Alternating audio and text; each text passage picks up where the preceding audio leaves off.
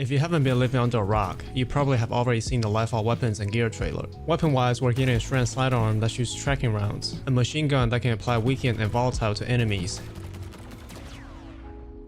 and the Stasis Glaive that shoots frozen orbs, which can freeze enemies. I was so ready to use triple melee weapons when I saw the glaive. A Stasis Glaive in a kinetic slot, an energy glaive, and a heavy sword. No, it's not viable at all, but it does sound very interesting. Unfortunately, we're not able to do that. Later, it was announced that the Stasis Glaive will belong to the heavy slot, which at first I was a little skeptical, but after some thoughts, it may actually be a really good weapon. Because we don't know the entirety of the weapon yet, these are simply speculations. Since the glaive will be a heavy weapon, I'm sort of expecting it to do more base melee damage than a regular glaive. And currently, glaives can do some pretty insane melee DPS with Centoseps. I have a video on it if you're interested. I would imagine Winterbite would take about 4 projectile hits to charge its ability, aka the Frozen Orb, like the other exotic glaives. And the duration lasts similar to the mini bubble from Edge of Action. Looking at the weapon showcase in the trailer, the Frost Orb shoots projectiles that can freeze enemies and freeze a small area after it explodes. Depending on how good the tracking is and how long the orb lasts, it could be a really good choice for crowd control. From the Twitter video at Destiny the Game, the orb tracks onto the enemies and freezes them in really quick successions. At first glance, it feels like a Bleak Watcher that freezes, which by the way, it's such a great tool for crowd control. With Winterbite, all subclasses, stasis or not, can have the ability to freeze enemies. It may not be a good choice for every subclass, but I am looking forward to this exotic.